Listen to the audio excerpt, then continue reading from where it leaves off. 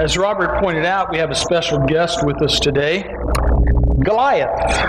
Okay, if you didn't recognize who that was, had a lesson with the kids on Wednesday night, and we'd made this, and I got to thinking, I'd never seen, in all the years, all the times I'd heard the story, I'd never seen a life-size portrait of Goliath. So I said, I'm going to make one. So I've got some 10-foot banners that we have out that we've used, and it was such a masterpiece of art, I thought, why waste it just on Wednesday night with the kids? And wanted to throw that up there. And that is a scale size as far as his height goes. I think his head was probably a little bit bigger than that, but that's the biggest I could get it on our copy machine, all right? And I had limitations there. But Goliath is described this way in 1 Samuel chapter 17, verses 4 through 7, just so you can kind of visualize as you're looking at that. Then Goliath, the Philistine champion from Gath, came out of the Philistine ranks to face the forces of Israel. He was over 9 feet tall, about 9'9" is what they think. He was 6 cubits. He wore a bronze helmet, and his bronze coat of mail weighed 125 pounds. He also wore a bronze leg armor, and he carried a bronze javelin on his shoulder. The shaft of his spear was heavy and thick as a weaver's beam, tipped with an iron spearhead, and weighed 15 pounds. His armor bearer walked ahead of him, carrying a shield. And you look at that, and you think, you get right close to him, wow, he was a big dude. Well, I want to kind of help bring that to life today. And I want us to see some things. I want us to think about some things about this whole story of David and Goliath as we go through this series on 1 Samuel and 2 Samuel. And we're going to, I want to give you a kind of a visual. And Sandra, I don't have my remote with me this morning. I forgot to get it, so you're going to have to wake up out there. There you go. All right, thank you. Okay, I just wanted to show you some pictures to let you know this is a real story happened in a real place. This is a valley that you can go to today that they believe this battle, from the descriptions in the first 2 verses there in 1 Samuel 17, it's very specific on where this battle took place. Now the next picture there will show you that on the upper left-hand corner, that's looking into the Israelites' camp, Israel's army's camp, because they camped on one hillside, valley between them. Then the right-hand side of the picture shows you how they looked up, and there was a mountain where the Philistines were in camp.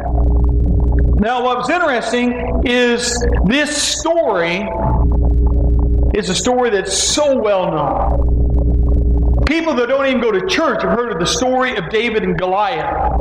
And there's no way in the world that David should have ever defeated Goliath. A small boy with a slingshot and some rocks against a professional, completely armored and fully weaponized professional soldier, yet he defeated him.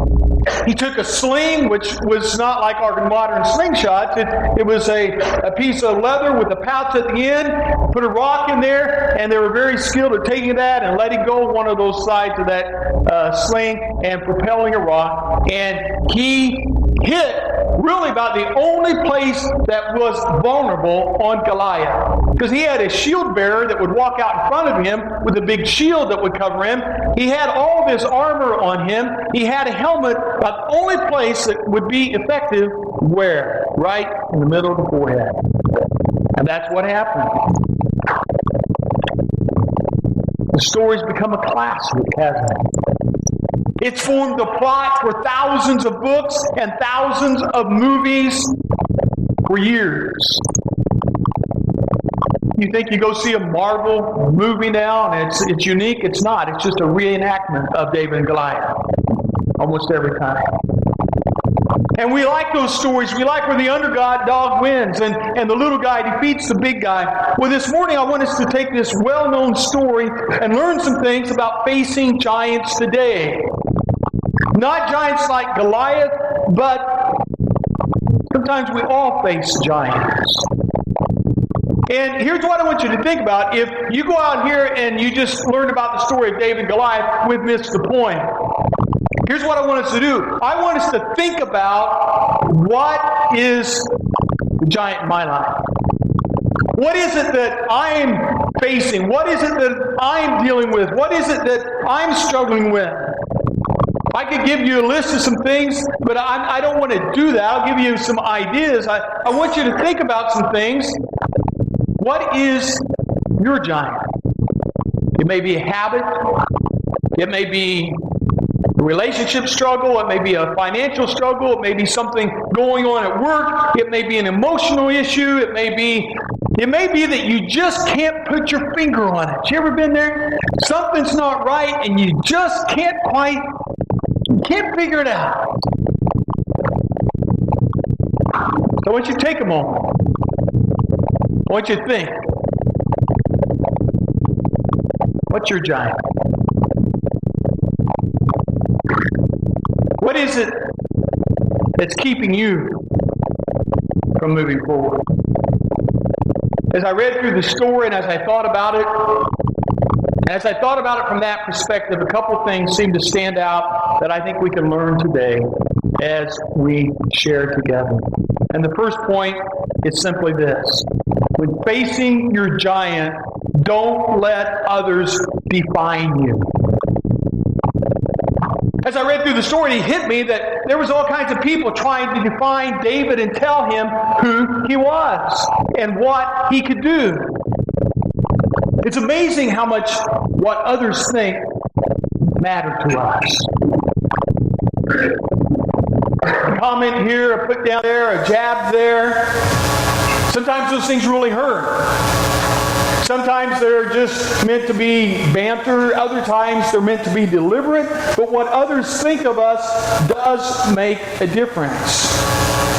That little phrase you probably heard as a kid, sticks and stones may break my bones, but words shall never hurt me. That was a lie. We all know it. Because words do hurt you. And what people say and what people think does make a difference. Well, David had to deal with this type of stuff. Listen to these three put-downs, the things that David was being told as he's going into battle. From his older brother. You see, David wasn't a soldier. He hadn't been there with the soldiers. He had three older brothers that were all soldiers. His dad sends him up to where the battle's going on. Say, take your brothers some bread, some cheese, give them some food, keep them, supplied. And he goes up there and he runs out and he sees all the soldiers get up and they go out and they face Goliath. He did this for 40 days. Goliath would go out and basically say, hey, all of you, come on. Send one man and I'll fight him. And David got to talking about that among the soldiers, and this is what happened in 1 Samuel 17, 28, 29. But when David's oldest brother Eli heard David talking to the men, he was angry. What are you doing around here anyway? He demanded. What about those few sheep you're supposed to be taking care of?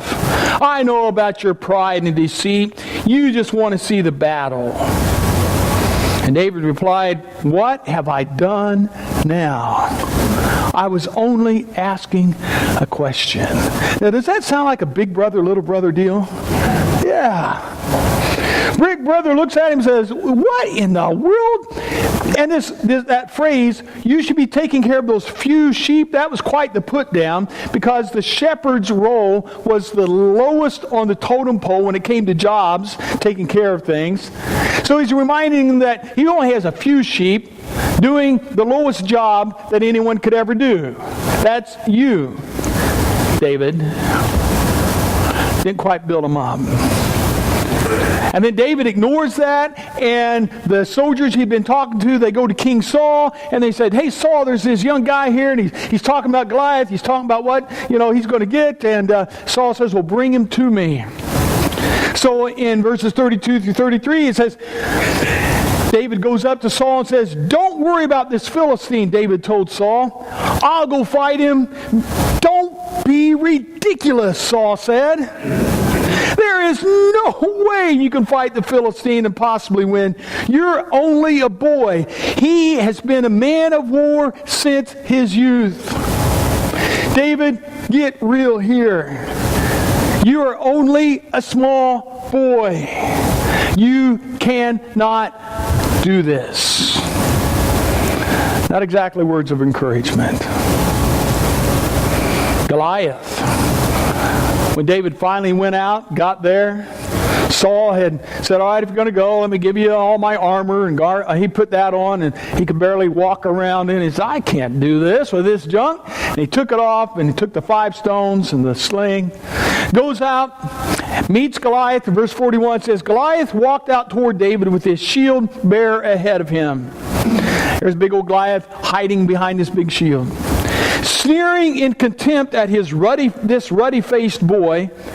Am I a dog, he roared at David, that you come at me with a stick? And he cursed David by the names of his gods.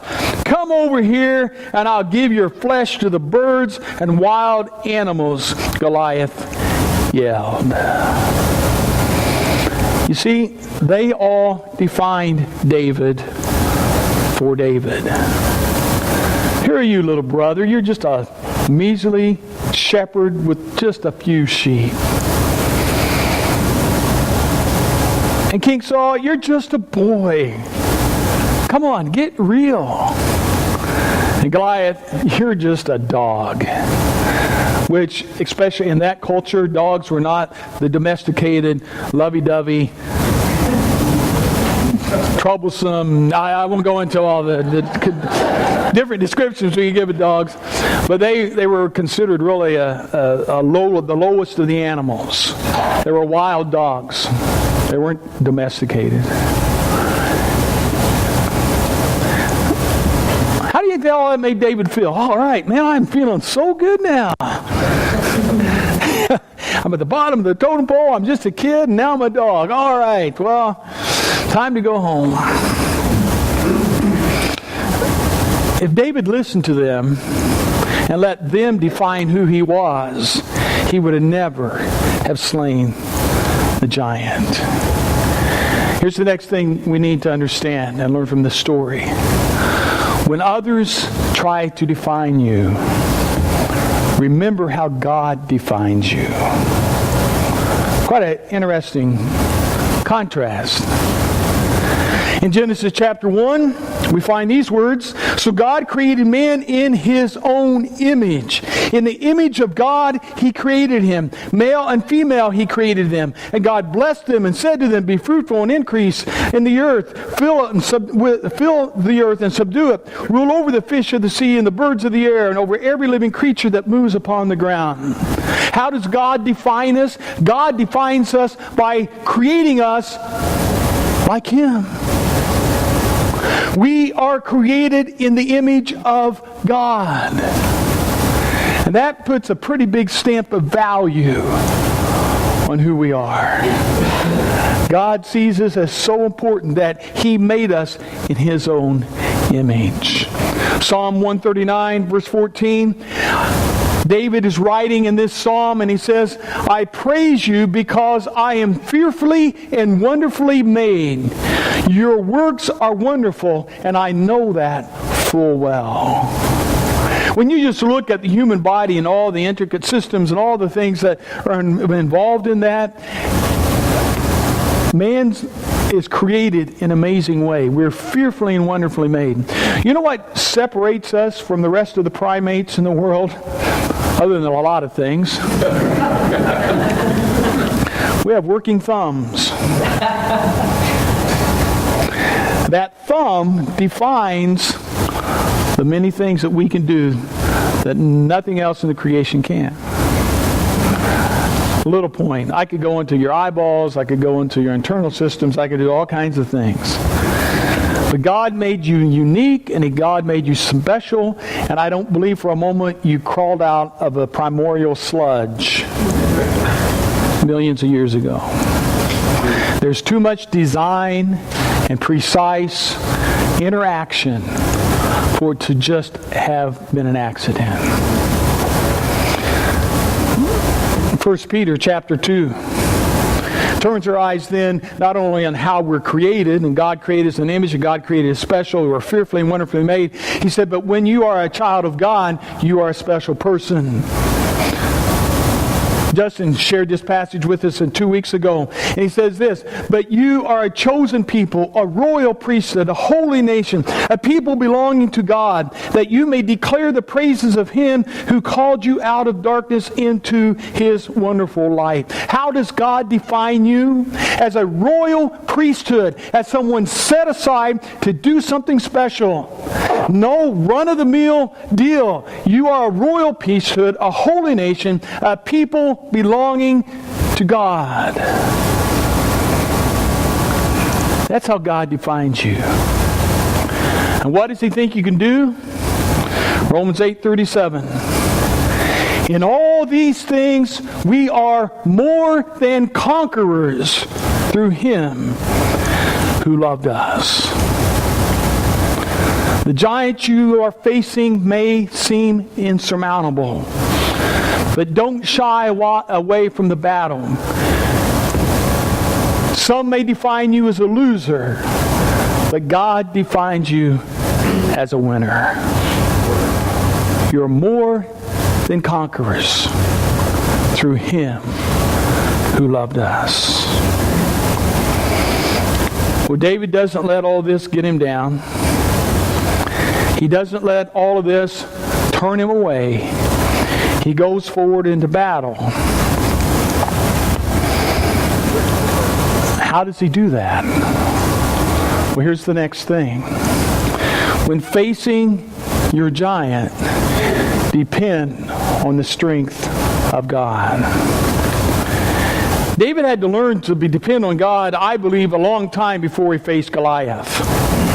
When trying to convince Saul that he could go into battle and fight this giant, listen to what he says in verse 34. He says, "But David persisted. Look, I've been taking care of my father's sheep and goats," he said. "And when a lion or bear comes in to steal a lamb from the flock, I go after it with my club and rescue the lamb from its mouth. If the animal turns on me, I catch it by the jaw and club it to death. I have done this to both lions and bears, and I'll do this to the pagan Philistine too. For he has defied the armies of the living God." Now at this point you might say, well, David just sounds like he's bragging a little bit.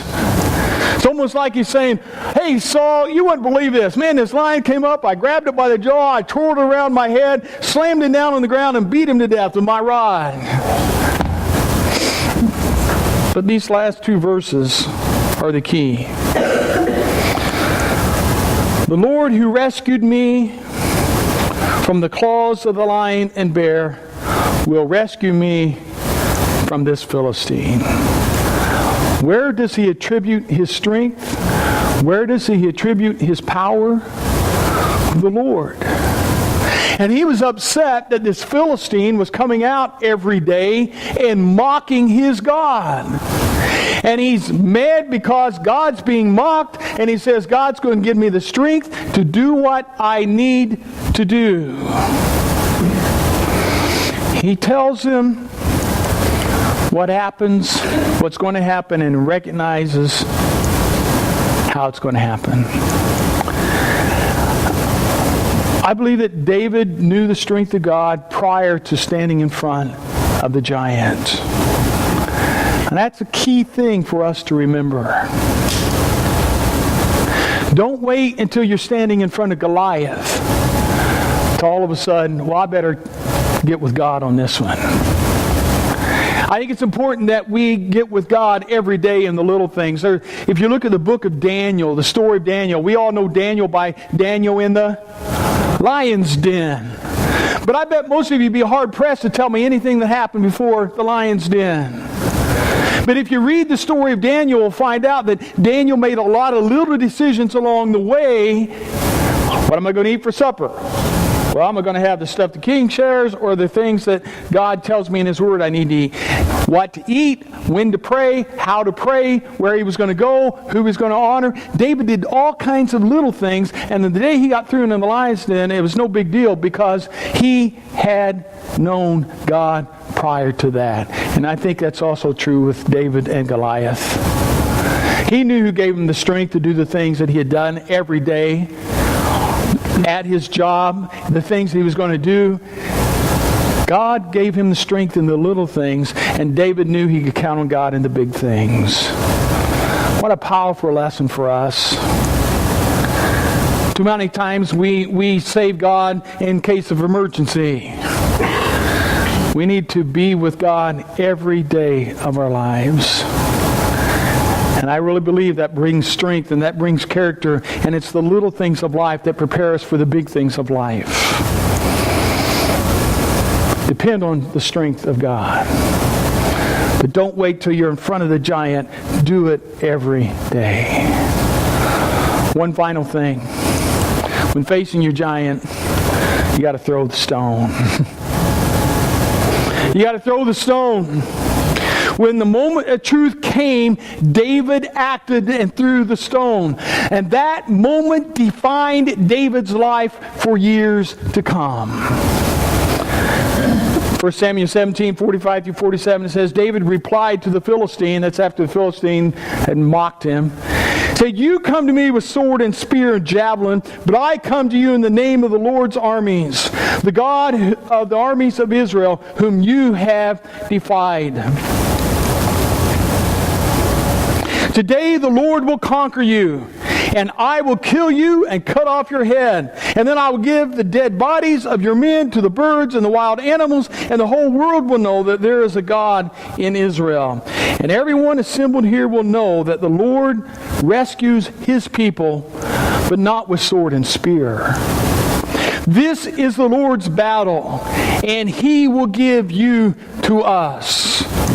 And as Goliath moved closer to attack, David quickly ran out to meet him. Reaching into the shepherd's bag and taking out a stone, he hurled it with his sling and hit the Philistine in the forehead. And the stone sank in, and Goliath stumbled and fell face down to the ground. You will never have victory unless you throw the stone. What do I mean by that? What I mean is, it's one thing to hear, it's one thing to agree, but there comes a point many times as we face the giants in our life that we've got to act. You've got to do something. You've got to come up with a plan. You've got to say no to that temptation that you've been struggling with. You've got to say yes to doing what's right, to maybe forgiving that person that's been holding that against you, or standing up for what is right on the job, or saying you're sorry when you need to say you're sorry.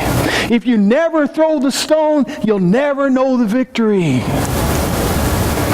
And David that day threw his stone, and victory came. And too many times we come right up to that point and we let fear paralyze us, and we don't ever throw the stone.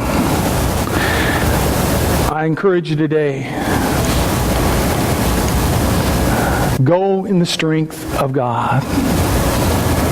Whatever that giant is that you may be facing, whatever you thought about at the first of this sermon, then I want you to go out and throw the stone. And you need to pray. And I'm going to end with a prayer. It's not going to be my words. In fact, it's the words of David. I don't know this for sure, but I wonder if David wrote this sometime after. I know he wrote it sometime after the battle with Goliath. But I wonder if he had these words in mind when this came about. Psalm 20 are the words of David, the little boy who threw his stone. May the Lord answer you. Let these words be your prayer. May the Lord answer you when you are in distress. May the name of the God of Jacob protect you. May he send you help from the sanctuary and grant you support from Zion. May he remember all your sacrifices and accept your burnt offerings. And may he give you the desire of your heart and make your plans succeed. We will shout for joy when you are victorious, and will lift up our banners in the name of our God. May the Lord grant all your requests. Now I know that the Lord saves his anointed. He answers him from his holy heaven with the saving power of his right hand. Some trust in chariots and some in horses, but we trust in the name of the Lord our God. And they are brought to their knees and fall, but we will rise up and stand firm. Amen.